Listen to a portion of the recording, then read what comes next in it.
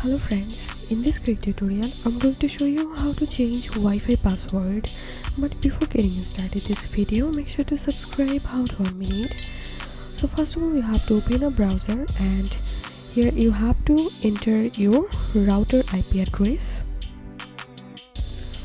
So you have to log in your router websites, and after that click on wireless, and here we can see my router username and my router password showing up here. To change the password, simply delete the older password from here and give here your new password and then click on save.